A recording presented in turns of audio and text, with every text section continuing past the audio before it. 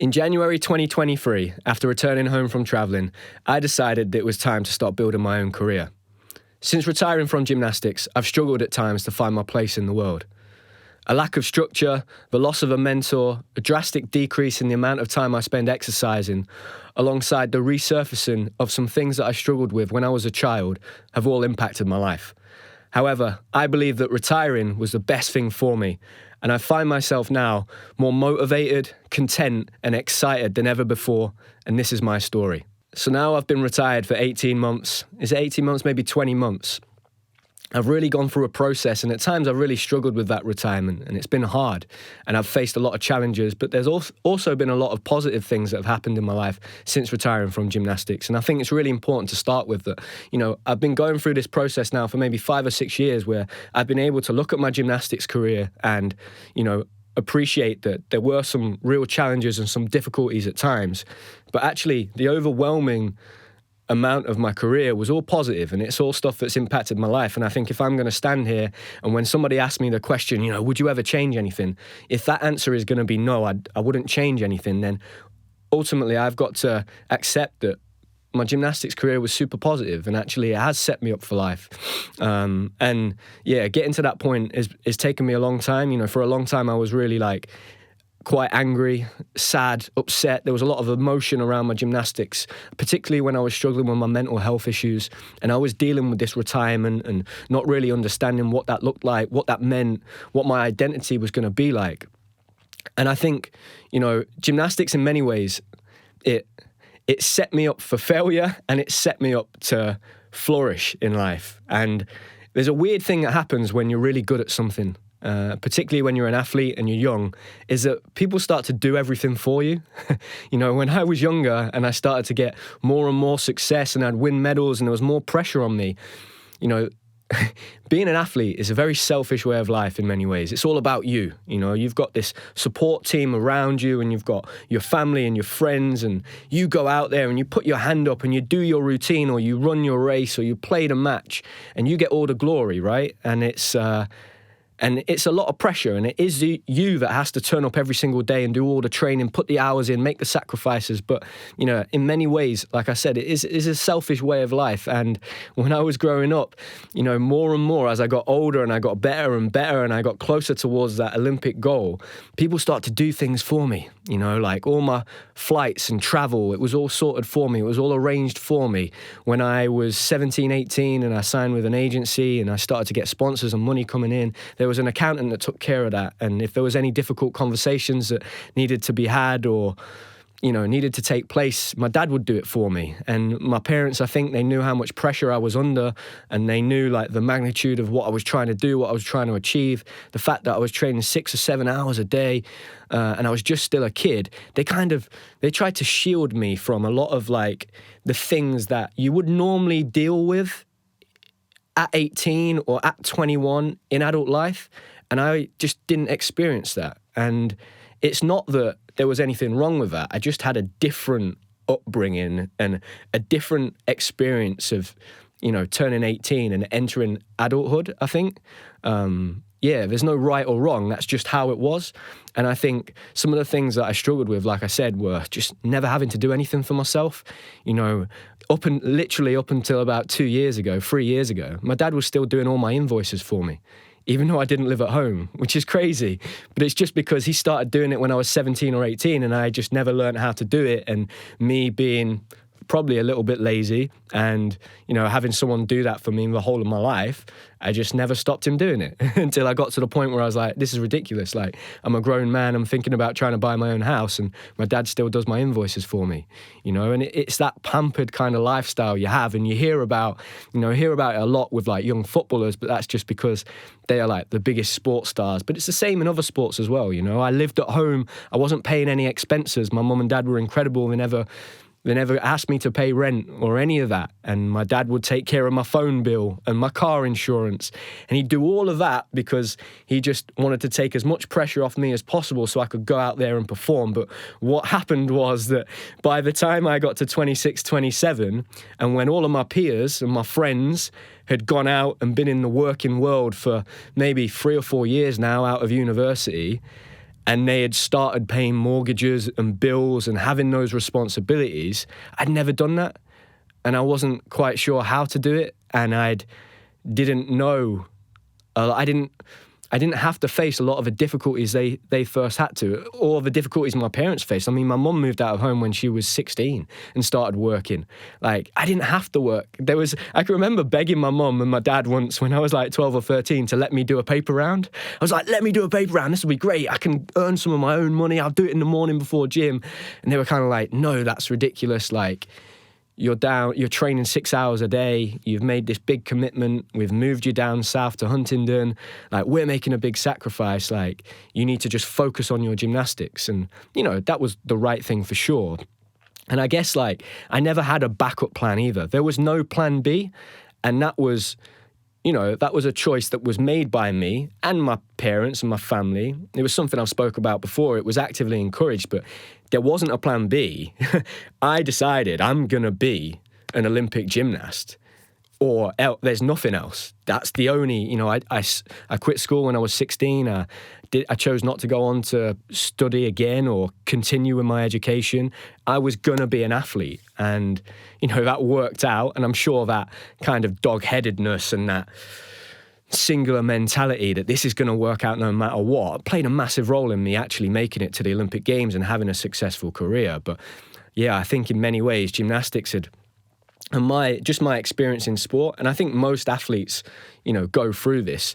There are certain ways in which it helps you mature very quickly, and then there are other ways where when you retire, maybe in your mid-20s, late 20s, you come out of it and you feel like you're really far behind all of your friends that have been in the real world, because I wasn't in the real world. I was, everything was paid for all of the time. And as you get more successful and you start to get bigger and bigger results, people want to give you things for free and you don't have to pay for it. And, people go out of their way to do jobs for you. And that was certainly the case with me. And it was never out of choice. It wasn't, I always have, ever since I was a little kid, I wanted to do everything myself. I didn't want any help.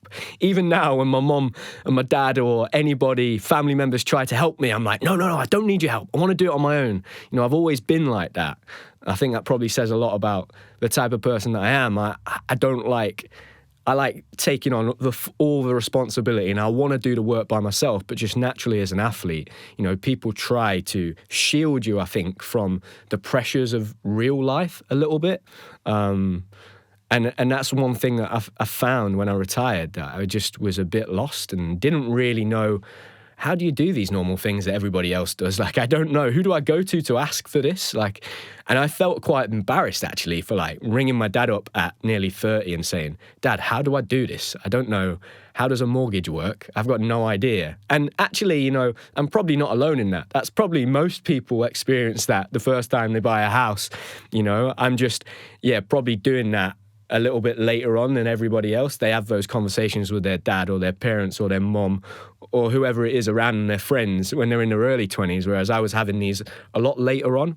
In many ways, gymnastics kind of like stunted my growth.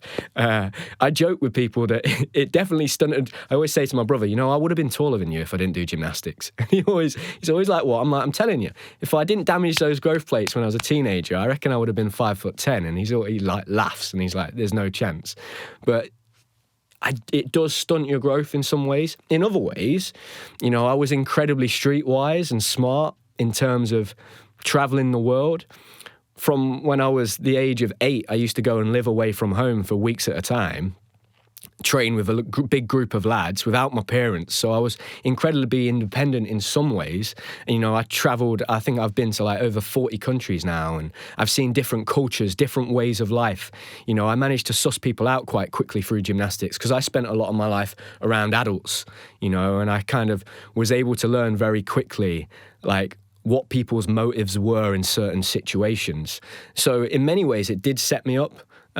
So I just had a very different upbringing, I think. And gymnastics for sure. When I got towards the end and I started to think about retirement, yeah, I certainly had this moment of panic, like, what am I going to do? Because in the end, like, I don't think I necessarily respected retirement and the significance of that. You know, it came around and I knew it was a big life moment, but I don't think I really took the time to appreciate, like, how much that was going to impact me and how, you know, my identity was so intertwined with being the gymnast. And it had been that way for 21 years? 21 years of my life. That's most of my life. And that was all of a sudden going to be gone. And I think, you know, I did well in terms of trying to transition out of gymnastics beforehand, but that was never really a choice. That was out of necessity. You know, in a perfect world, I would have kept on competing at the very highest level, winning lots of medals and being incredibly successful, and I would have just retired one day, you know, made for life, and I wouldn't have had to go through that transitioning process early. But the way my career started to pan out, you know, I was having lots of injuries, I was struggling to get any income coming in. You know, I was losing like sponsors, my place on the GB team, that I started to think about, okay, I need to maybe, you know, it seems like the smart thing right now to transition out of the sport before I'm finished. And COVID came around and it had a huge impact on that. And I think I started to talk to my dad a little bit. Dad, I don't know what I'm going to do. And, you know, I got to that point where I decided I was going to ask my dad for some work, which felt really cool and actually quite liberating, that I was going to go and do a normal job, what I considered to be a normal job. And I went to work for my dad and I spent a year on the building site, just labouring. And so that was part of the transition process. And I had started going into the schools for sports for schools, and I enjoyed that. And that made it easier for me when that day came and I retired, to know that there are options for me out there of things that I can do. I'm not just this one-trick pony. There's ways in which I can use the skills I've developed through my gymnastics career. So that was super, super important. And I think the hard thing was that in the lead up to me retiring, I was getting asked the question 2 or 3 times a week for literally about the 2 or 3 years before I retired. What are you going to do when you retire? And, you know, in the end, I would get really angry and frustrated with that. It would affect me, that question. And the only reason it affected me was because I had no idea. I didn't have a clue. You know, all I knew was I'm going to be a gymnast. I was so sure of that when I was a kid. You know, when everybody goes through that period of struggling to know where they're going to be in the world, how they're going to fit in. You know, my youngest sister she's 18 and she's going through that now a little bit. She's struggling with knowing, she doesn't know what she wants to do. She doesn't know how she's going to impact the world or like where she's going to bring value. Whereas I knew that as a kid. And it was easy. If you ask me what you're going to be, I'm going to say, I'm going to be a gymnast. I'm going to be an Olympian. I'm going to be an Olympic medalist. It was so clear cut. There was no plan B, like I said. Whereas when I retired, I was then dealing with that question most people have at 18 when they're figuring out, am I going to go to university or am I going to go straight into the workforce? Like that conversation you have to have with yourself at 18. I never had to have that. I had to have that at 28 when I retired. And yeah, that was quite daunting, you know, because at that point, all of my friends and my peers and the people around me, they'd already dealt with that hurdle. They'd jumped over it and they'd figured that out maybe 4 or 5 years before me.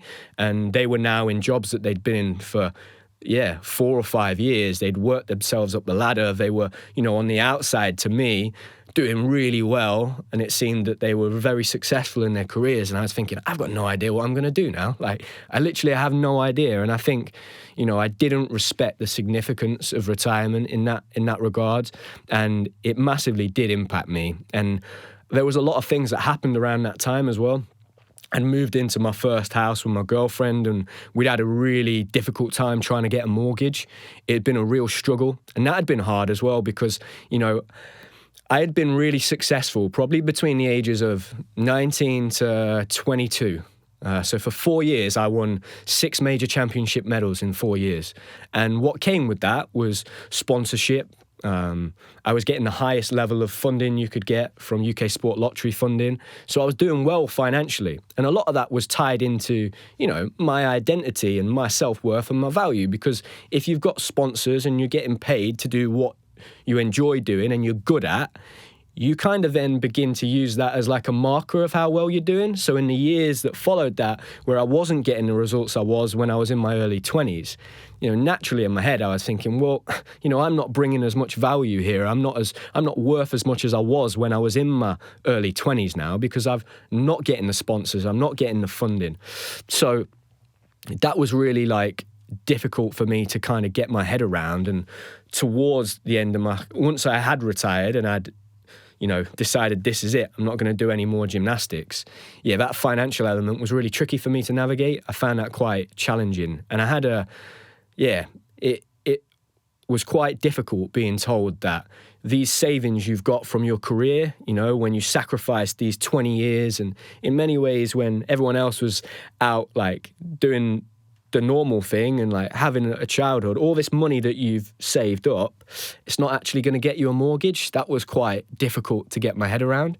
But, I'm lucky that I've got a partner in Connie, and together as a team, we were able to get a mortgage because Connie's got a really good job. She went to university, she studied, and then she trained to be a teacher. So between the two of us, we were able to pull it off and get a mortgage, which was brilliant. But this was a big life thing going on. At the time that I retired, I was struggling, didn't know where I was fitting into the world. I just don't think I put enough significance on how much that was going to impact me. And I guess what happened over the next 6 months was I began to notice some of the things that were kind of missing from my life that had been there before. Naturally, like I had lost that structure and that routine, knowing exactly what I was going to do every single day and turning up and in many ways being told what to do. As an athlete, you're told, right, training's at this time tomorrow, like make sure you're there, and you line up and you're told what you have to do in that session and you go out there and you do it. But, it's such a structured life. There's no kind of like room for you just going off and doing your own thing. It never worked like that. And that was good for me. I like being told what to do. I like following a plan. If you tell me you've got to do X, Y, and Z, brilliant, I'll just go and do it. So being left to my own devices was pretty overwhelming and quite daunting when I had first retired, and losing that structure in my life and knowing that, what am I going to do on a Monday? Normally on a Monday, I go to the gym and I do basics and elements and conditioning, and then I set myself up for the week, and I know every single day of the week, and I know what I'm working towards. I have a big goal and a plan and a competition, and that was all gone, and it was new territory for me. I'd not known anything other than having a plan all of the time. So that lack of structure was difficult. And what I probably noticed 2 or 3 months into retirement, the real big one was that I was feeling very isolated. And it took me a while to figure out that I just basically lost like a mentor in my life and a soundboard more than anything, because I would see Sergey every single day, and I would go to Sergey to talk about all kinds of different issues, like problems in my family, like things I'm struggling with, like my mental health, like work, what I'm trying to do, ideas I've got, gymnastics, training. Like I would take all of these thoughts in my head and I would just flush them out and use Sergey as a soundboard. And sometimes he'd just sit there and listen. He was brilliant at listening. And he'd sit there and he'd listen. And I'd do the same for him. And, it was a two-way street. But yeah, I'd lost that. And, it was interesting. Like once I figured that out, I realized quite quickly, and this is something I did really well, was that I need to replace Sergey with somebody else. And then that person became my granddad, and I would go once a week to see my granddad or look after my granddad. And then all those thoughts in my head that built up throughout the week, I would offload onto my granddad, and we'd work it out together and figure out kind of the right way to go and maybe adjust here. And he was dead interested in my life and what I was doing. And that was really great for me. I think that loss of a mentor is one thing that probably athletes struggle with when they retire, because you always think, you spend 6 hours a day, 6 days a week with a coach for 20 years. You think, well, we're always going to have this close relationship, but it's really hard when you retire from a sport to realize that it's like breaking up in a relationship, to realize that he's going to go on and have other gymnasts that are going to be just as important to him now. And like, we have a special relationship, but unless I go to the gym to see Sergey, I don't see him. Like, I'm not going to see him because he's busy and he's got his work and my life goes on. So, yeah, that was quite tough. And what I did do was, it's funny, when I retired, in many ways, I still kept my foot in the door a little bit because I would go to the gym once a week, once every 2 weeks initially, because I had this target to train for the Lukin. And it was a target of mine and it was really cool and I'm glad I did it. But what I was really doing was I was holding on to the idea that I'm not quite finished yet. Like, I'm still going to the gym and doing a bit. And it's funny how I used to train. And even when I was traveling, I did this to an extent. I was still doing a bit of gymnastics training. And I was doing handstands and press to handstands, which there's no reason for me to do a press to handstand in normal life. It's funny, I started to analyze myself while I was traveling and be like, why are you doing that? And I think it was because I was kind of not letting go.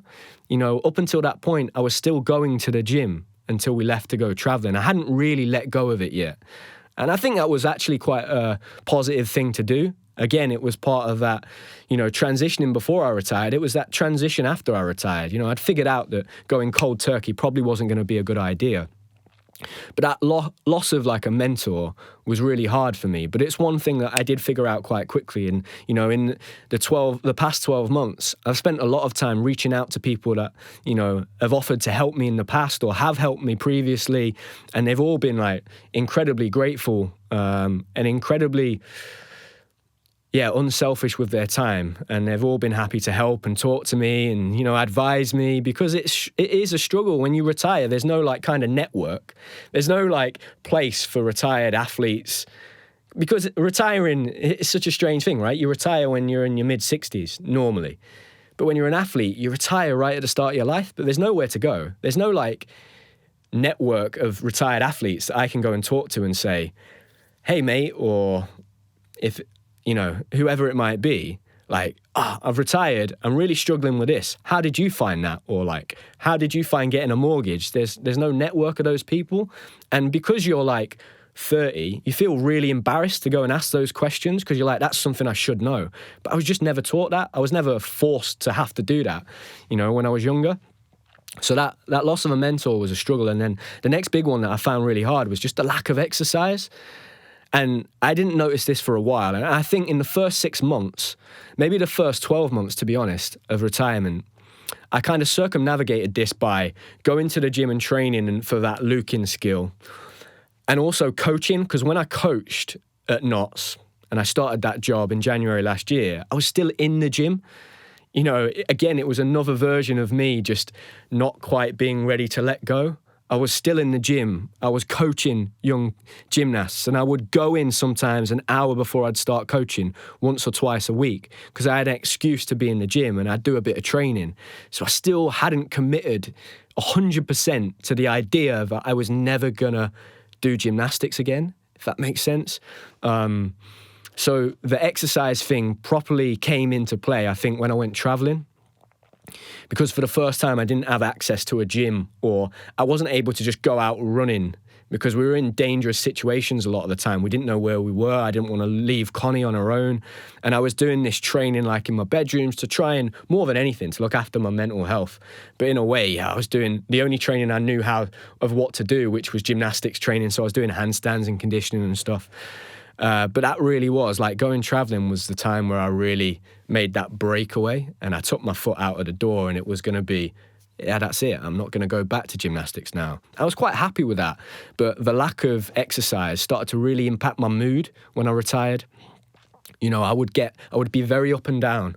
So I'd have a lot of times on the weekend was the hardest because I didn't really do much on the weekend. I would sometimes go to the gym in the week. That was fine. And I started to notice that by Sunday, I was bouncing off the walls. I couldn't sit still. I had so much energy. Connie would look at me we were watching TV, and I'd be racing around at 100 miles an hour, ironing, cleaning, just not knowing what to do with myself.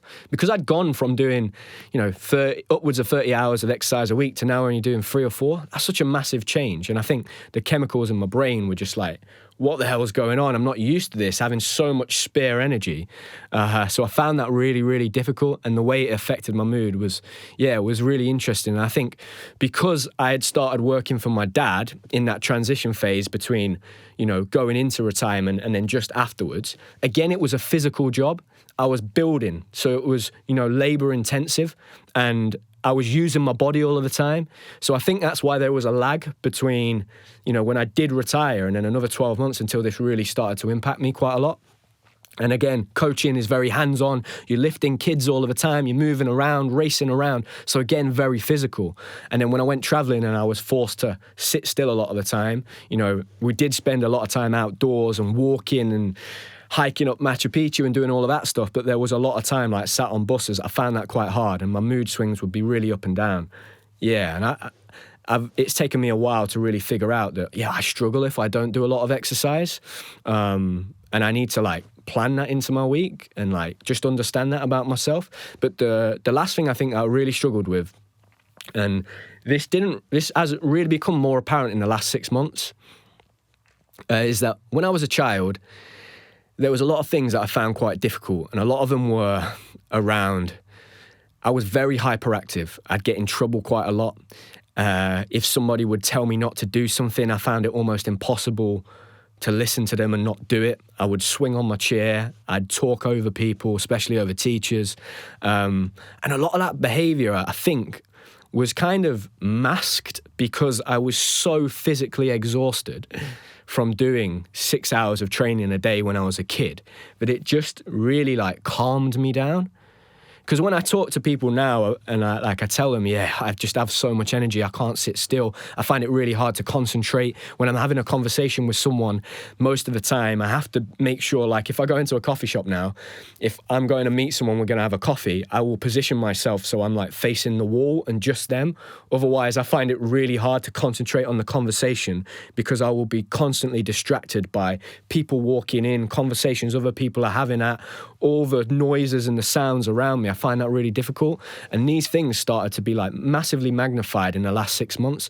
And that kind of coincides with me doing a lot less physical work.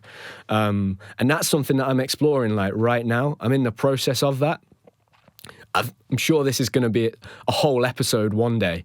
But it's really interesting how those things that I really struggled with when I was a kid have like kind of resurfaced in my life since I've retired. And it makes so much sense, I'm sure that a sport like gymnastics attracts a certain type of personality, and all of that time spent doing exercise gave me such a massive endorphin release and such a huge high. And like I'm not used to not having that. So that's a journey that I'm on right now, and I'll talk more of in the future, I'm sure. And I'm exploring because it has impacted my life. But yeah, more than anything, I just find it really, really interesting. But it was interesting. I spoke to Connie yesterday, and I said, like, Connie, what do you think about like the things that I've struggled with since I've retired? And she, pretty much said the 4 things I've talked about today. But she also said that, do you know what? I think on the whole, it's been really good for you. I think there's been so many positives to you retiring. And I think she's right. I think, last year at the start of 2022, I had a really important conversation with Connie where she basically said to me, I think it's really important now that you start to explore some different ideas that you've got, so you can figure out what it is that you want to do, And the reason I got so, at times, almost offended by that question, what are you going to do when you retire, is because I didn't know. And I had to sit back and ask myself, what am I going to do? Like, what am I good at? What do I enjoy doing? Like, let's go out and try and do some of these things and figure out maybe whether that is something that I want to do. I took that job at the gym coaching. I think it was really important for me to explore that option. Sergey was desperate for me to get into coaching, and I love gymnastics. And I knew it would be something that I enjoy, and I tried that. I did it for 8 months, and I did love it, and I ultimately at the end I decided like that traditional type of gymnastics coaching just didn't fulfill me in the way that performing myself did. So I tried that, but I also made sure that I did my coaching qualifications, because I do now have a backup plan. I know that no matter what happens, I'm giving it a go. I'm going at it alone. I'm going freelance, and I'm trying to build the podcast, and I'm trying to start writing my book, and I'm doing my gymnastics coaching at David Lloyd. I'm going to schools on my own. But if that doesn't work, I'm so grateful now that I do have a backup plan. And actually that kid that just decided to go 100% at gymnastics and not think about his education, my backup plan has become gymnastics. I know that I can go anywhere in the world right now and I can coach gymnastics.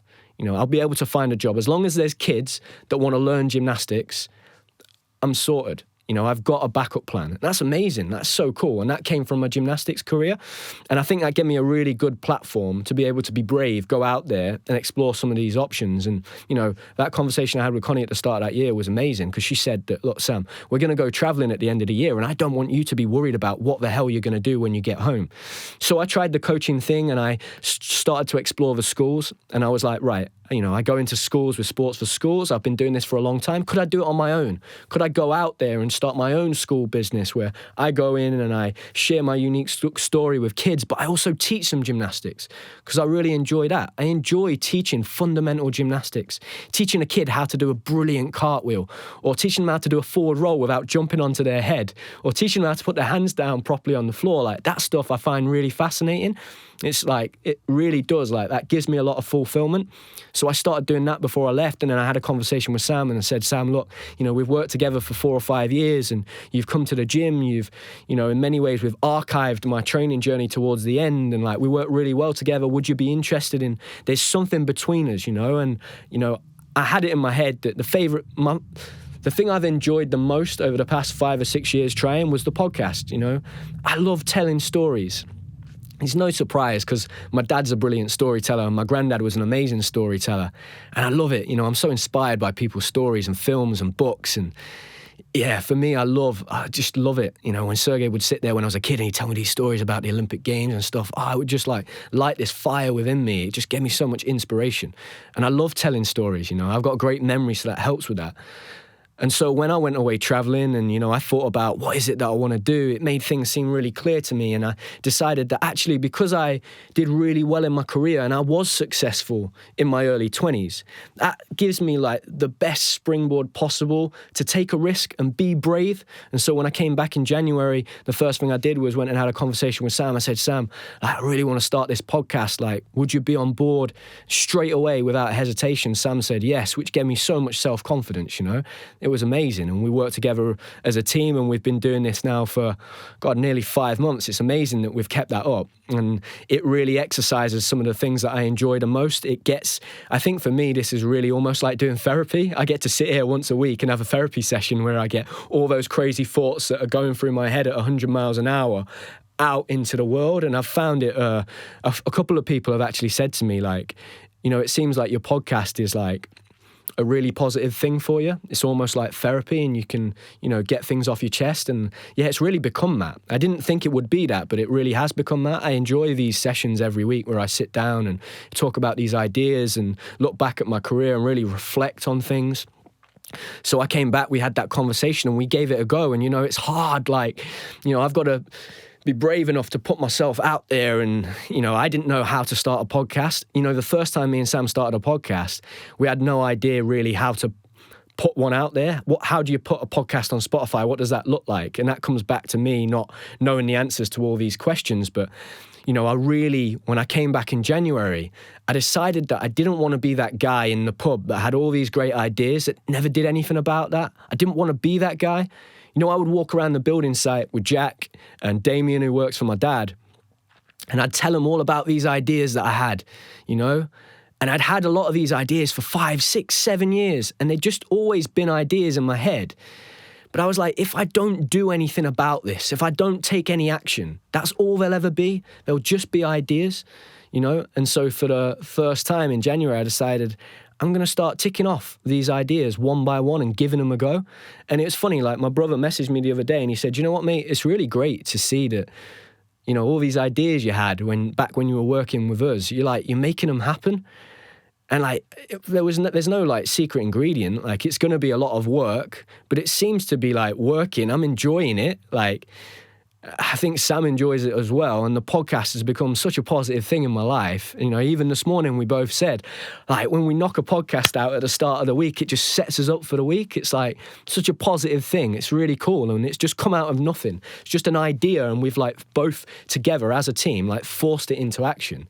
And it's so amazing what can come out of that, when you decide to be brave and take a bit of action. And so we did that. We started the podcast, and then the next thing that I've been doing is writing my book. I need to start doing that a lot more because, that's kind of the one thing in my week that gets pushed to one side.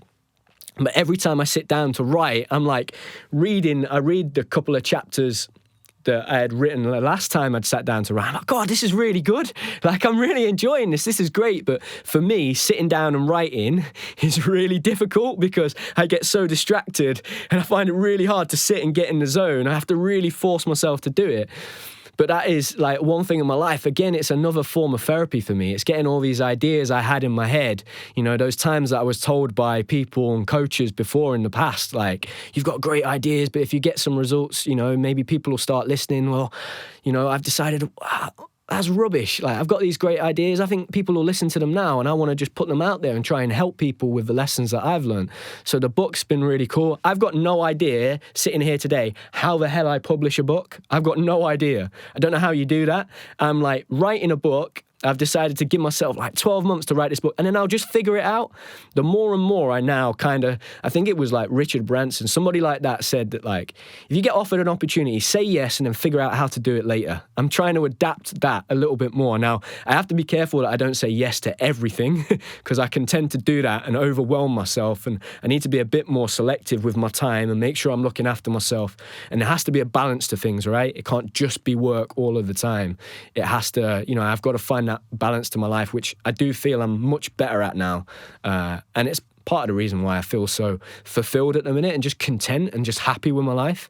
But yeah, so writing a book is something that it's just a perfect example. I don't know how to publish a book. I'm just writing it. And when it's finished, I'm going to figure that out. I think the next thing that I started to do was obviously look at my coaching.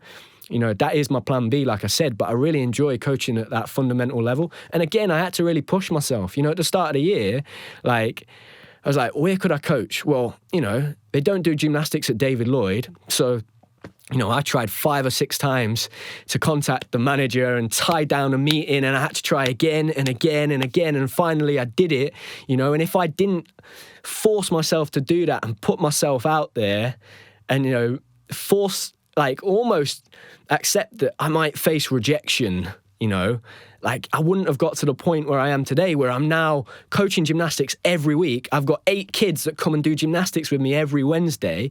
I'm thinking about, wow, I might get to the point soon where I can start doing 2 sessions a week, and I might have more than 10 kids, and that slowly turns into something. But it came from me just going out there and taking some action. Otherwise, that would have just remained an idea in my head. So that's been super cool. And again, it's using my gymnastics, it's using the skill set that I'm good at, and it's doing something that I really enjoy. And the first sessions I did in the Easter holidays, where I offered some taster sessions, I came out of it beaming because I was like, oh my God, I'm really good at this. Like, I really enjoy it and I'm really good at it. And the same thing with the schools, I love going into schools and inspiring kids, because I say this all the time, but when I was a kid, nobody came into my school. I just had the police come in to do stranger danger when we had to do dare. That was it. There was no athlete that ever came in, For me to be able to go into a school and say to all of these kids, like, I was just like you. I was no different. I struggled with English. I struggled reading and writing, but now I'm writing a book. How amazing is that? I never thought I would do that. And I worked really hard, and that took me all the way to the Olympic Games. And I was just like you. I grew up right here, to go into local schools in Nottingham. I'm from where you're from. You can do it. I know the power of that because I experienced it when I was growing up in gymnastics. And Lewis Smith went on to win an Olympic medal in 2008, and everyone just went, Lewis is just like me. He trains in the same gym I do. Oh, maybe I can do that. Like, that works. So to be able to go into schools and inspire kids through the vehicle of gymnastics and sport is amazing. And to be able to go in and coach gymnastics, that's even better. I decided at the end of my career, right, I could either be a gymnastics coach and work with 10 kids for 20 years, or I could go into as many schools as possible and introduce gymnastics to hundreds, if not thousands of kids. Wow, that's amazing. That's a really positive thing for the sport. So yeah, I'm really enjoying this process of figuring it out, but it isn't easy, and it's taken me a long time, and I still haven't got everything right. I'm still figuring myself out. More than anything, this is like a journey of self-discovery. I'm still learning things about myself. Like I said, I'm going through that process at the minute, trying to figure out like those behaviors and where I struggle. And, my overthinking at times is really hard to manage. And why is that? So like, it is a process that I'm still going through. And I still think it's still hard sometimes if you were to ask me, what do you do? I'm like, I don't know. That answer used to be so easy. Oh, I'm an athlete. I'm a professional athlete. Now I'm like, maybe I'm a storyteller. I'm not quite sure what I am right now. I'm still figuring that out. But the amazing thing is that, like, if you were to sit down and you were to ask me, like, do you enjoy like your life? Or, like, are you happy? I love it, man. And I think that when I worked for my dad, that was an amazing experience, and it was real hard work, hard graft every day. No matter the weather, you had to be there. And it taught me a lot of valuable life lessons, certainly humbled me, gave me a lot more empathy. But I figured out pretty quickly that mentally it just didn't stimulate me. I had all these ideas all of the time, and so I kind of worked out, I'd figured out maybe like working in a job like this and working for someone else isn't for me. And then I did the coaching job, and again, I absolutely loved it. That, exercised my gymnastics knowledge, and I was able to put that to good use. But again, it just didn't quite give me that thing. And I think now I've like almost found a path that's right for me, and like building my own thing. It's so easy every day to wake up and like be motivated because it's mine. When I do my gymnastics coaching, it's my name above the door. It's really cool. So I'm going to put 100% effort into it. And I'm going to try and think of the best way to do everything. And that's really cool. That excites me so much. And, like I came back from traveling, and I was saying to people, like, I believe it's possible for me to have a life where I'm able to, if I go on to have a family, like, give them as much of my time as possible, and also like do a job that I enjoy and make enough money from it to be able to provide for my family and live a good life and be happy. And I feel like I'm being really greedy, but I do think that's possible. And it is, and I had got offered a couple of jobs at the start of the year, lots of different coaching roles to do in gymnastics. I was kind of looking over my shoulder thinking, that job security and that wage coming every month, that looks pretty good right now. But actually, I wouldn't have been happy. I would have got to the same point that I did like after a year of working for my dad or 8 months of working at the gym. Like, just wasn't for me. I had to find my own path, and I think what I'm doing now really suits me. I'm really enjoying it. Building, and I'm not on my own, I've got people around me. I've got people like Sam, my friends, my family, Connie. I'm starting to learn that I have to go out there and ask for help. And when people offer their help, I need to take it. I can't do everything on my own. There are certain things that I'm really good at, and there's certain things that I struggle at.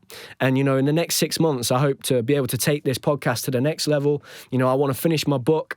I want to take my gymnastics coaching again to the next level, get more kids through the doors. I want to go to more schools, and I want to explore different things as well. But I'm not going to be able to do that on my own. I'm going to have to be able to learn that, I believe that you can be good at everything, but you can't be good at... I believe you can be good at anything, but not everything all at the same time. And that's one thing I'm having to, remind myself all of the time. And, I think what I'm doing now and the storytelling and, the coaching, it plays to my strengths, and it's something that I really enjoy. And I'm building a life that, overall, it doesn't mean that I'm happy all the time. I'm not. And I have bad days, and I still struggle. And I have periods where I feel low, and I'm still managing that. I'm dealing with that. But overwhelmingly, the majority of my life, I spend most of my time content and happy. And for me, I just feel like I'm winning, as long as I've got my health, as long as my friends and my family around me are happy, I'm able to pay the bills and the mortgage and stuff. I feel like I'm getting that self-worth because I'm bringing value to the world, and I'm able to get paid for that because that's important, I have to earn a career and be able to fund my life. And it's taken me a while to get my head around that. But more than anything, I just want to build that life, like I said, where I can have the time for people And I feel like I'm doing that. I'm on the journey to do that. It's not been easy. I've not had anyone to go to tell me the right answers, but I don't think there is one. I think you've got to figure that out for yourself. And there comes a point where you've got to be brave and you've got to take a risk, because ultimately I wasn't really taking a risk, you know. I have that backup of the savings I've got from my career where I worked my arse off for 21 years. That is my backup. So ultimately, if all goes wrong, I've got that there, and I've now got my coaching, you know. So I'm being smart, I'm being clever, I'm taking a calculated risk. But it's not a risk, you know, it's amazing. I'm really enjoying it. I really hope you're enjoying the podcast. I hope you've enjoyed this episode today. I hope this one really helps anybody that's maybe approaching the end of their career and they're worried about retirement or have just retired, whether you're at the start of your life or at the end of your life, because it's a really difficult thing to go through and not many people talk about it. There's nowhere to really go certainly if you're a young athlete, there's no one else to talk to, and you kind of can have this moment where you just feel like you're very isolated, but there's so many people that are going through the same thing. So hopefully this helps you. And I hope everyone has a great week. Thank you for listening to the episode. Remember to subscribe on Spotify, Apple Podcasts, Google Podcasts. You can follow us on social media. We're approaching episode number 20 and next month in June. We've got some guests lined up. Super excited to start sharing other people's stories. But yeah, thank you for supporting the podcast, and have a great week.